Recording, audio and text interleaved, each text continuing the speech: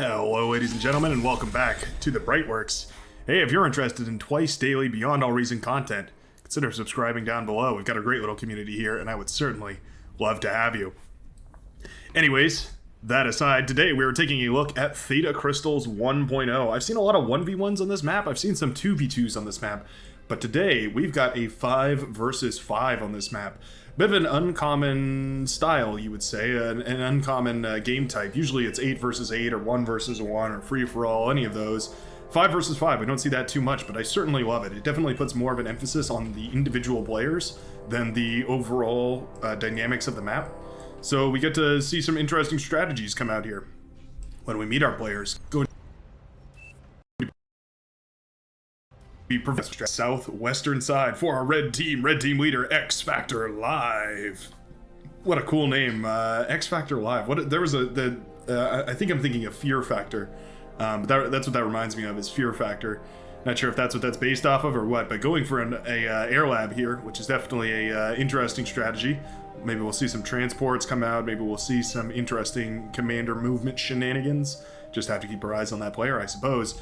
Spawning here in the northeastern side, representing our blue team leader wearing that beautiful little Viking helmet right there. We have LSR, or DE-LSR, that's their clan tag, I believe. But we have LSR here. You can see the commander building his happy little bot lab. Absolutely adorable. You love to see it. I believe they won that crown from winning the 4v4 tournament a little while back.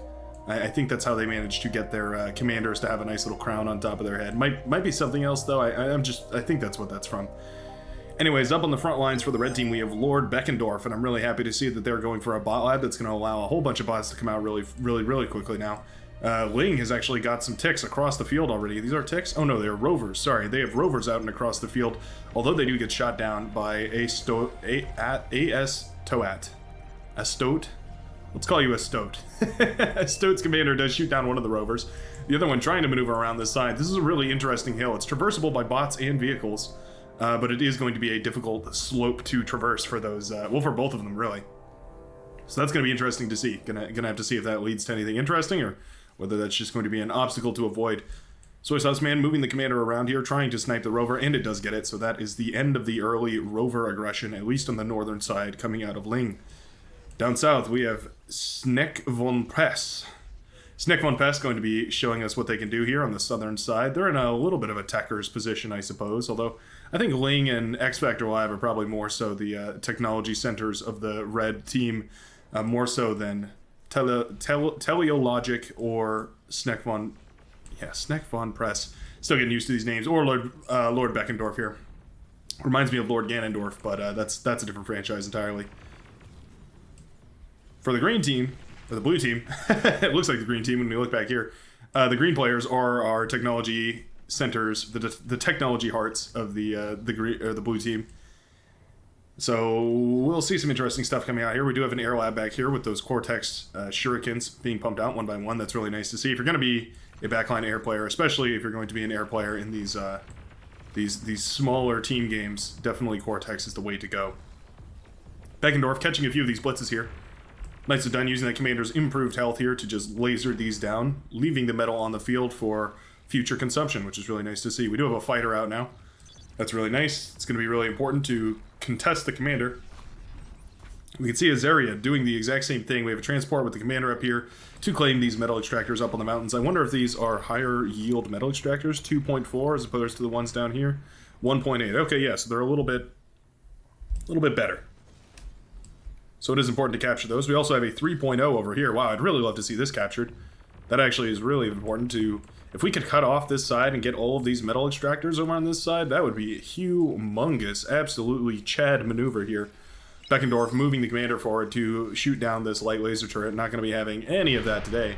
Pushing tempo back here, and that is actually going to be a tremendous advantage if the red team can hold on to the southern front. Azuriad flying the commander over here are going to be trying to capture these 3.0 metal extractors up on top of this valley. Going to be putting down some anti-air defenses as well. That's really nice, especially up on those high grounds, because planes have to take a really steep angle to get up here, meaning that they slow down. And anti-air defenses will just absolutely tear them apart. Theologic in a bit of a spot here. We've got a Centurion as well as some maces pushing forward from LSR. LSR using this improved commander to march forward Improved by the hat, but also by the New Balance update, more importantly. Theologic in a lot of trouble here. Units push forward, but they are D-gunned, so that's quite nice. And now it's just a good old-fashioned hand-to-hand fisticuffs bout between these commanders. We do have some Resbots trying their very best to patch up LSR, but the Thug is doing more damage than the commanders can keep up with, and eventually both commanders will end up trading. These commander trades are getting more and more complicated with the implement of this new commander update here. Some units were trying to push around from the purple player here, but they were shut down by a Janus. A singular Janus shot to ruin their day. Now, Beckendorf could engage here, but certainly it'd be at a risk considering how much army there is for blue. We're luring the army away and actually taking a really nice engagement here. Taking, two 4v1s is going to be much more efficient than taking one 5v5. That's basically the premise of all all positioning, all key strategic positioning in this game anyways. X Factor Live doing a great job of capturing all of these spots back here. Still, this 3.0 needs to be captured. Are we going to get somebody on that? We definitely need Snickfun Pests or X Factor, or just any of these players to capture this 3.0. It's going to be absolutely critical. Whoa, in the meantime, our blue player has completely captured this zone. Plenty of units out here to contest this, and now this constructor bot is, it's hurting pretty bad, but it is still eating up these commander wreckages. And that's tons and tons and tons and tons and tons of metal going back to LSR. About closer to 3,000 actually. Metal all tied up in that field. Very, very nice to see. At this point, the blue team has actually captured this hill and is holding it really strong. We have lots of laser turrets up on top here, a bunch on the right side as well. Now there's a push right into the heart of Teleologic's base, going to be causing quite a bit of trouble here. We don't see an armored response here at all. We have Centurions, Maces, all sorts of good high-powered units pushing forward here. The bot lab's in a whole lot of trouble. There's a single pawn. Oh, it doesn't manage to get it. Reduced to 0% HP. We have 10 health left on this facility, but it does manage to survive, so that's really nice. Azariad in quite a bit of trouble here. There's actually a lot of units surrounding this commander. At this point, the tanks have started firing. There's Janus firing as well, and the commander will indeed go down, leaving, again, more and more metal out on the field here. 1,500 metal included in this wreckage pile right here. Definitely going to be worth contesting, and if the red players can eat all of that up, it's going to swing the game back towards their favor. Not into their favor, but towards their favor. They'll be getting there. Huge aggression over here. It looks like a bunch of red blitzes must have pushed by and were eventually stopped. The production looks like it's mostly uninjured here. A couple dead windmills, but it looks like our energy is still holding on just fine. They finally see this static defense line over here and realize, oh crap, there's not a great way to break through this at the moment. Lord Beckendorf building a lot of T1 solar panels. Uh-oh. One true skill and one chevron. I believe you start at 17, so this is interesting. Not even sure how that happened. But certainly going for those forward solar panels. I mean, just to remind everyone, these are 150 metal each, and they produce 20 energy each. So we're talking about a solid 750 metal for 100 energy production. Not good. Not good. We have a bunch of fighters coming out, but also a bunch of tanks from X Factor Live, being sure to spend our metal however we can. Tanks are going to be very, very nice at melting down these Centurions. Centurions are really the only bot that stands the, I guess, the test of strength against any kind of vehicles here. But of course, you're going to need just as many Centurions as there are tanks, probably a few more in order to contest that. So, yeah, one Centurion will not the difference in the battle make. Azariad pinged somewhere over here. I'm wondering why. I don't see a great reason, although I do see that there's a lot of unclaimed metal extractors at the moment. Really need to get those back up and running. Especially since we have idle constructors back here. Is Tempo AFK? Tempo is not AFK. He's moved forward here. He finds this solar array and is like, yeah, what do I do about this? No, I don't think you degun this. I think you burst these down and you reclaim all that. Those are hundreds and hundreds of metal each, and yeah, it's definitely worth reclaiming as many of these T1 solar panels as you can. I absolutely love watching T1 solar panels get destroyed, but definitely don't want to see them wasted. At this point, more and more static defense is coming up too, but we do have artillery, so X Factor Live and Lord Beckendorf are going to be in a little bit of trouble here. Some of these tanks taking a little bath here. Very nice to see. This is cool. I like the 5v5 format. Let me know what you think about it. I think it's pretty neat that we get to see a we get to see something a little bit closer to a 1v1 in the sense that the tech tiers don't produce or don't ramp up quite as insanely as they do in the 8v8. So we get to see a lot more T1 stuff. This is a nice little pawn run by here. No defenses in the base at the moment. There is a Janus, and that'll probably take out 4 or 5 of them. Make it 2 of them. They have to group up for that Janus to be effective, but if they split up, things do not look good at all. You see these pawns get into the back line here. These windmills are clustered very nicely, and that is going to mean that a lot of them chain react here. Now, if this pawn can get these 2 chain react, that would be humongous. He will indeed, and most of the economy for the yellow player suddenly lights up in smoke. Does kill the pawn, luckily, but that did, unfortunately, moved all of our units on the front line backwards, which is really unfortunate to see. Gauntlet built up here, and I think I don't mind that position. You know, I'm a bit apprehensive about players using the Gauntlet here, but I think as long as you put it in a nice strategic position, it can get value over time. Somehow some tanks have arrived over here. I'm not even sure. I guess there was just a warpath blazed down this trail here. You can see a bunch of red vehicles broken down along this way. Yeah, it looks like X Factor Live was trying to push into this base, but man, we really just ended up leaving a whole bunch of metal on Blue's doorstep, and Blue is a very skilled player. You can see those chevrons. Anyone with a star, you know that they've been playing for a really, really long time. So leaving that much metal right outside their base, I don't know if that's going to be a very effective way of progressing this game forward. You can see there's a lot of metal actually stored up on these players, especially Ling, who actually has a tremendous amount of metal stored up. Actually leaking metal with how much we have stored up here, and I would love to see... well, I guess we did get hit pretty hard with that push here, so it's probably just a factor of not enough build power. Also, this constructor is blocking the vehicle bay here, so we're not producing units at the moment. Untapped metal extractor here. A couple more untapped metal extractors here, although it looks like those were ravaged by something not too long ago. Ooh, a little bombing run coming out here. Don't have enough fighters in that contingent to shoot down the bombers, but there are more fighters coming in. Trying to do some work, shooting down these bombers. Ooh, but they get a nice little bombing run on these windmills. 3x3, those windmills will chain react, and a lot of those will go down. Now, luckily, with the anti-air at present, most of these bombers are going to get shot down.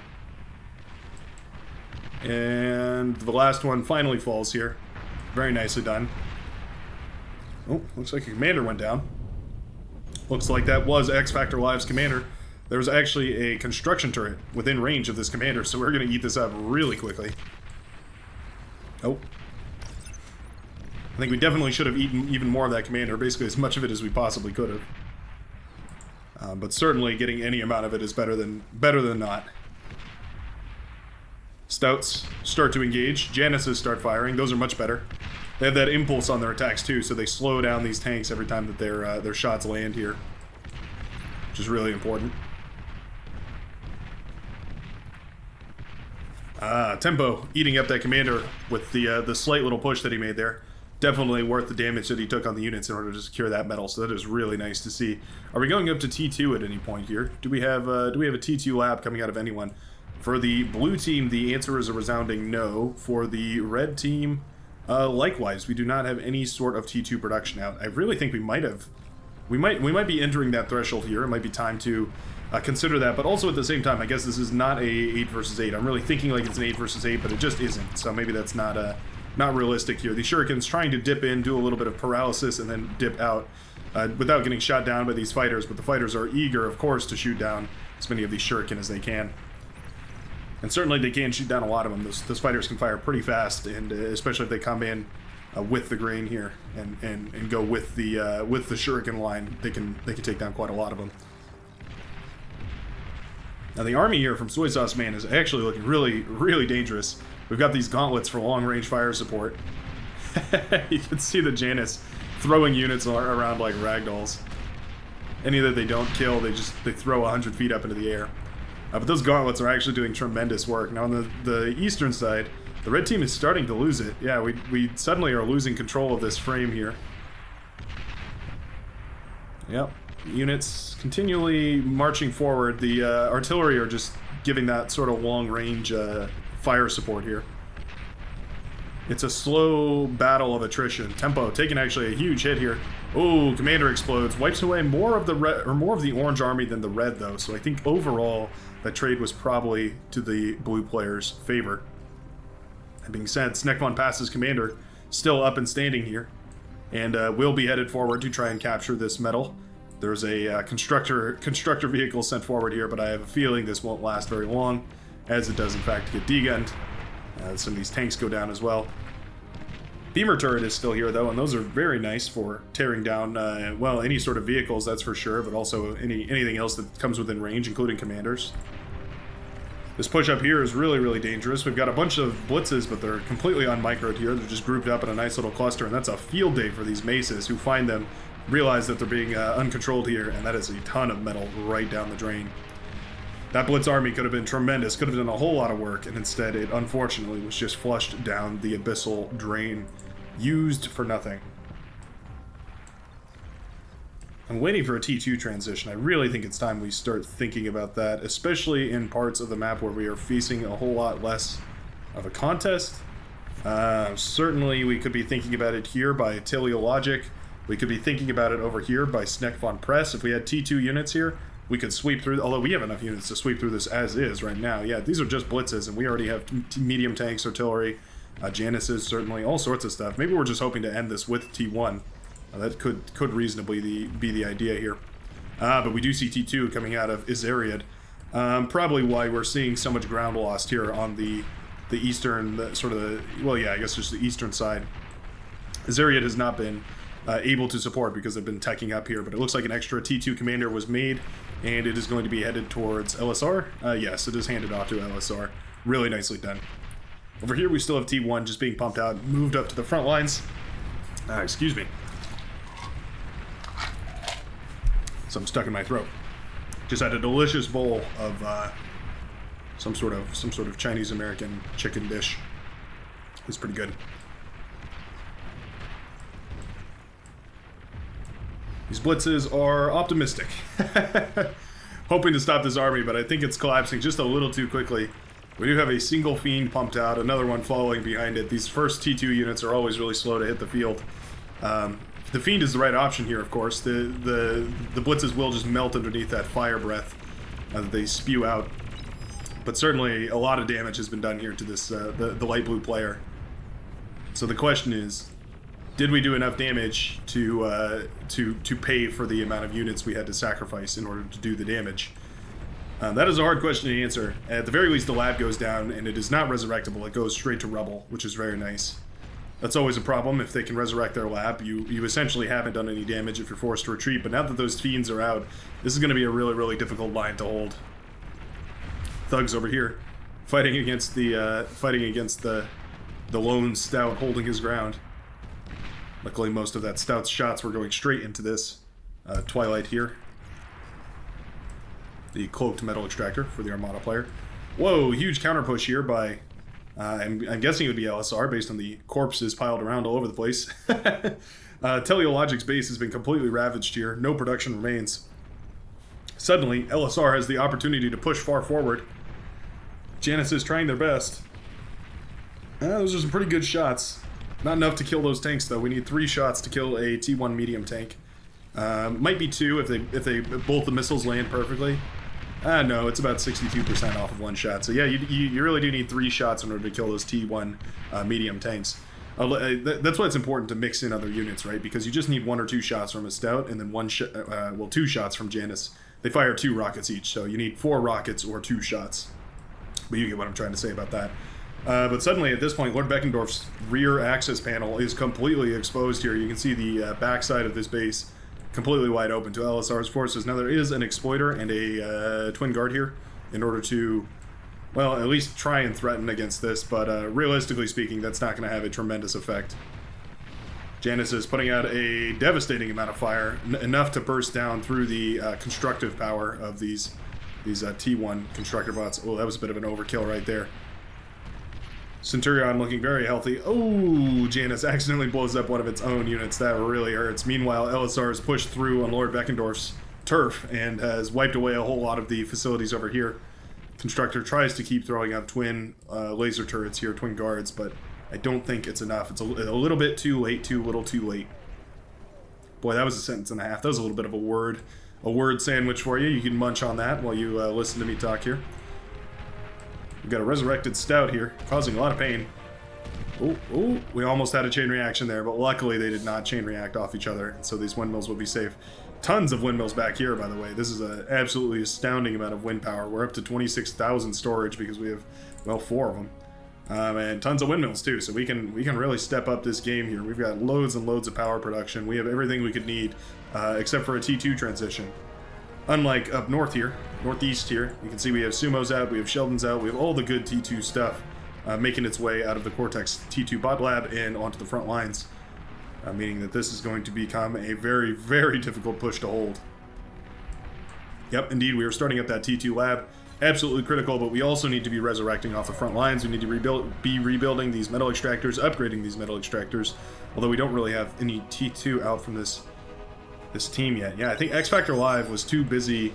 Not that it's their fault for this, but they had to produce units in order to help the team, but that meant that they were too busy, had too much too much metal invested in other things in order to tech up properly. And so that does mean that they're going to have Tech 2 quite a lot later than the Tech 2 of the other team. Now that being said, LSR has been essentially effectively wiped off the map as far as production goes. Enough units have pushed through here to ruin the production facilities and really devastate this. But suddenly this army is collapsing here, and the Sumos are becoming a real menace. They're very difficult for this T1 army to deal with. You can see, I mean, these blitzers are struggling against a Sumo, and there's a couple of them out here on the front line. Looks like 3 of them here in total. There was 4 shortly here ago, but yeah, no longer. Fiend's very threatening against these commanders, even with their extra 650 health now. Those the commanders are not going to stand very highly against them. Thugs against Sheldons, it's not perfect, but it is a better trade than you could ever hope to expect. Oh, Beckendorf moves the commander in. Oh, but unfortunately kills more of his own forces than the enemies, and so a lot of this stuff is going to collapse right on top of this T2 facility. The lines did break at exactly the critical moment, and unfortunately for Sneckbon Pass, this facility is most likely going to be overrun. Now, that being said, there is a hero beamer here trying its very best to keep all this together. We do have some hounds pushing forward here. Kind of slacking on the micro here. These hounds should definitely be moving around, trying to avoid the shots from these stouts. There's not really a reason stouts should be able to kill hounds. They outrange them, they outvision them. They're just better all around. So that's unfortunate. We see that. Oh, the lab is so close to coming up, but of course the lab isn't very dangerous on its own. You need a unit pumped out of it, and we do have a bull started up here. Bull is kind of an interesting choice. Very, very expensive, so we're going to have to see a lot of resources dedicated to getting it out there. But that first bull can be so powerful, and it can definitely turn the tide here. 8.3 thousand metal tied up on the ground. This is a massive reclaim field, and I have a feeling whoever gets their hands on this is going to get their hands on the win condition for the rest of this game. At this point, LSR has just been given a lot of units to control. With no base, to worry about. At the very least, what they can do is micro a bunch of units to the absolute maximum quota here. Looks like we were thinking about resurrecting. Suddenly now we're moving this around. I'm not sure why. I feel like we probably should have just been resurrecting here. Maybe eating some of these crystals. Maybe I should have mentioned on theta crystals. There's a bunch of these energy crystals around. Really, really good for energy reclamation here. I feel like if we're going to upgrade mexes, we should probably prioritize the 3.0 metal extractor over the not 3.0 one. Oh, yeah, this metal extractor isn't even powered. The 1.8 versus the 3.0, so. Just my humble opinion, but that seems like kind of what we should prioritize here. At this point, this line is just becoming more and more difficult to break through. That's a lot of gauntlets, though. I think this right-hand side is going to be a lot easier to push through than anything else. But certainly these gauntlets can be a real pain. With as many of these as there are, they're going to be threatening to push into. At the very least, just because they're going to slow down your push so much. It's passive damage that's wearing down on your units, so you either have to commit to trying to break this all in one big push, or you have to just back off and let it be. That being said, if you just back off and you out-tech this, you're going to be so much more efficient against these T1 defenses that it'll actually work really phenomenally for you. So I think the answer here is to push into this very lightly. I think this is probably good, actually. That was a pretty good trade. We wiped out most of the Centurions at minimal cost to our own. And then you just out-tech this wall here, because it's tons and tons of metal and gauntlets here. You can see almost 5,000 metal and T1 defenses. And eventually, that's going to be worthless when you get up to those T2 tiers. We do have a T2 lab pumped out here by X Factor Live in the back line. That's really, really nice to see. It's about time that we have some T2 units being pumped out from the back line. We're going for the Mauser. You know I love them. We're going for some bulls as well. The heavy assault tank. Very, very powerful. We have a bunch of these on the front line here. Doubtless because of the reclaim ability that we have to pull metal off the front lines here. We can fold it back into our army. We're not eating up this commander, and I have a feeling it's because we're waiting to resurrect it. Is there only one commander left for the red team? There is only one commander left for the red team. Yeah, so Ling has the last commander, and we can definitely see a game-winning condition brought out here, where you just blow up the last remaining commander, and you're actually gonna steal the game from out of nowhere. You could definitely do that with bombers. You could also just do it with a random push. You know, you just get lucky and find the commander, especially with Ling moving it forward. I'm not sure what the deal is with that. Anyway, I'll turn this off. Stop distracting you with text on the bottom of the screen. I know I'm definitely one of those people that when there's subtitles or, you know, any kind of text on screen, it immediately pulls my eyes away from from whatever I'm supposed to be looking at on the screen, so turn that off for you there. Little walk by here. Actually, I ended up getting into the sort of the back line of the purple player. Just some units just casually walked through this open lane here and right into the back of purple. If we had seen more forces dedicated there, that could have been really, really dangerous. Luckily for us, that was not the case. LSR has been rebuilding. They've been given a Twitcher. They've been given a T1 Constructor bot. All sorts of stuff in order to get back into this game. So that's really nice to see. Building some wind turbines, building some solar panels, building whatever we can in order to make sure that we can still contribute to this team's success without being a hindrance. It does mean that there's not going to be any more of that god-level micro. That infinite APM micro. This is a nice engagement here. We have units pushing in from this side, distracting a whole lot of these units on the side, and then we have all of the units, the tanks, the Januses, all that stuff collapsing on the front here.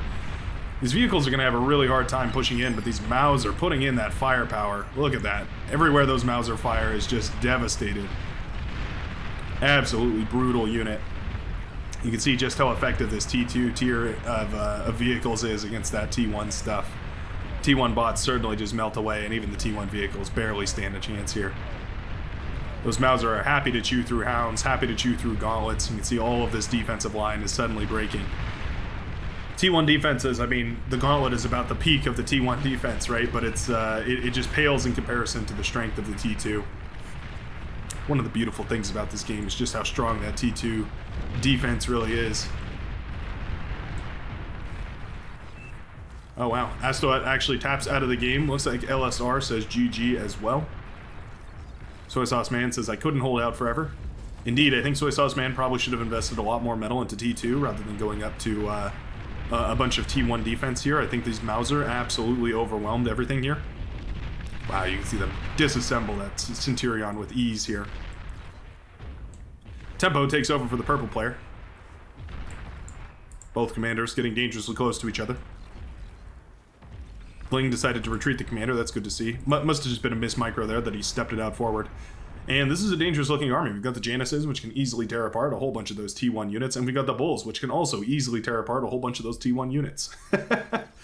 This army is going to be really, really difficult to deal with. The sheer metal count alone is absolutely huge. 7,400 just in the Bulls. If we add on the Januses as well, you can see that shoots it up to 9,760 metal. That's going to be really, really dangerous. Commander under a lot of fire here. Oh, those Maus are getting dangerously close. Tempo does go down. A sniper was produced here, but it's a little too late. As we see the Mauser absolutely devastating anything that the green player can pump out. At this point, Soy Sauce Man is caught with no tech in his hands. We're just producing Centurion. I think the right answer is actually ticks. You start producing a whole bunch of ticks and you run them by. It's hard to do that, right? It's hard to think in terms of teching downwards to solve your enemy teching upwards, but sometimes that is the only option you have. The army on the eastern side pushes forward as well. We now have these T2 Bulls marching in, and the Sheldons stand no chance of disassembling those, especially not in any numbers as shallow as 2, 1, and 0. The blue team taps, and congratulations to the red team for holding out, slowly but steadily crushing the enemies. I think it all came down to the amount of resources dedicated to the right areas here. The blue team just simply dedicated too much to the frontal defense, not enough to the economy, and eventually, the red team outscaled them. Let's take a look at these graphs here. Yep, you can see. So The blue team just couldn't scale at this, excuse me, at the same rate here that the red team did. See, the green players were keeping up, but eventually they fell behind too, and there was just too many red players with too strong an economy, and eventually they rolled through the blue players. Thanks a ton for watching. If you enjoyed this video and you maybe want to share it with somebody, you're always welcome to do that. I love to hear new people joining the Brightworks community and joining the Beyond All Reason community. Link to the game if you want to download it, you want to play this for yourself, will be down below in the comment section, and I hope you have a phenomenal rest of your day.